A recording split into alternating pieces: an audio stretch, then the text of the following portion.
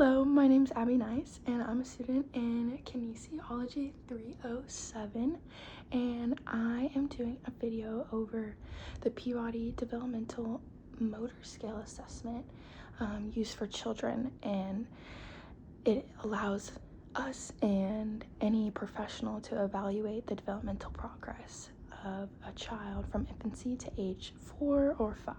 In 1983, two authors created the PDMS, and since then, in 2000, it has been edited. However, since then, 23 years later, it has come to many researchers across the world that it probably needs editing again.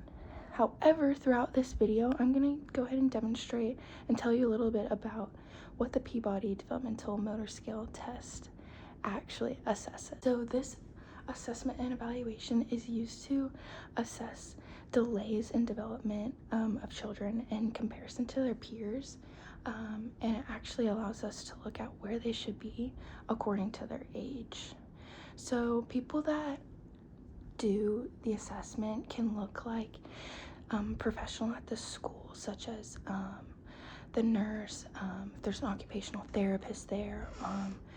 It's also really popular for doctors to do it, and as well as physical education teachers in elementary schools and preschool. So in order to administer the PDMS now, you do have to have the toolkit, and unfortunately I do not have the toolkit as a student in college. I kind of wish I did to, see what it is like, but the toolkit does have many things such as the manual, the examiner's manual or the administrator's manual, guide to administration, motor activities program book, profile and summary of each activity and evaluation, along with the test manipulation document and the motor development chart, which allows examiners to compare the scores to what an average or baseline score should be for that child at that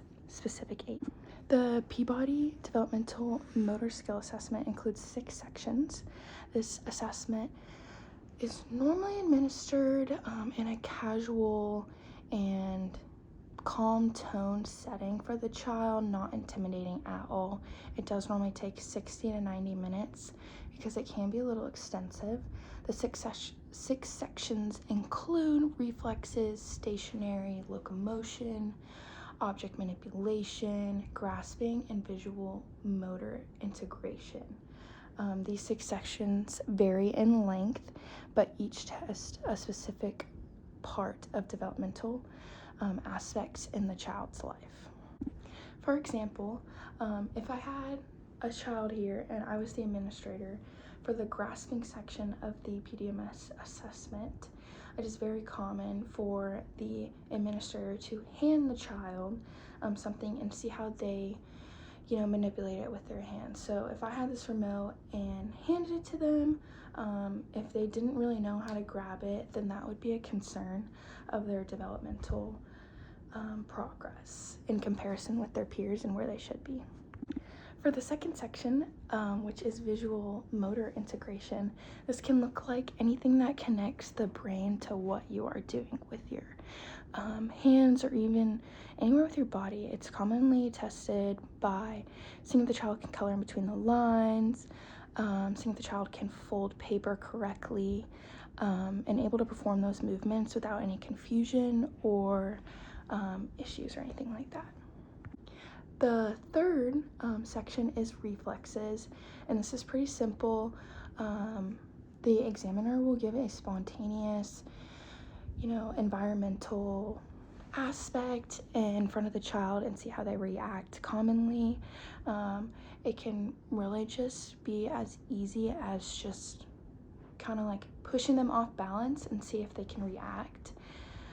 In other ways, it can be holding them and making sure that they stabilize their neck.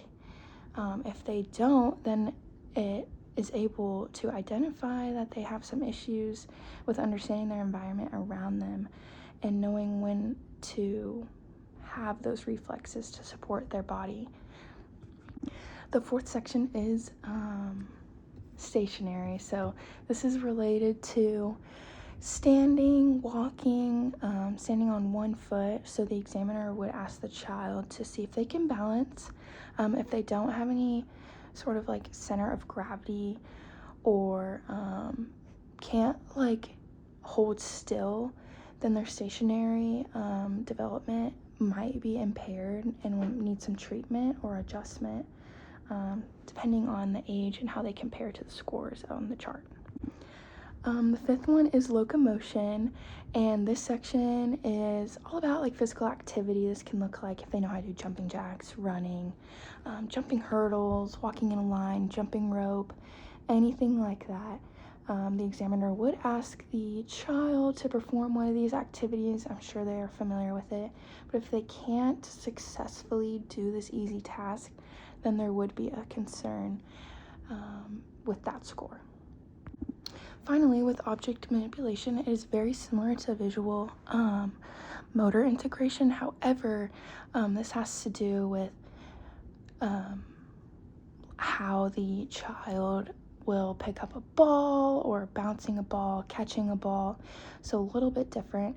If they don't have that correlation between their limbs or their hands, for example, to catch that ball, then they also would have developmental issues and might need to seek treatment. However, with extensive testing, they can, in fact, target what they might need in order to provide the best treatment for the child.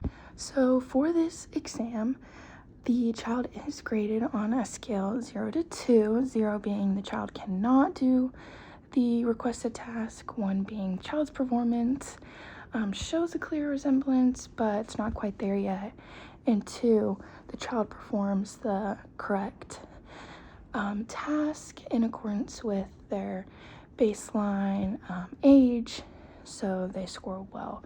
Obviously, the child would want to score a 2 in each area in order to be on track with each developmental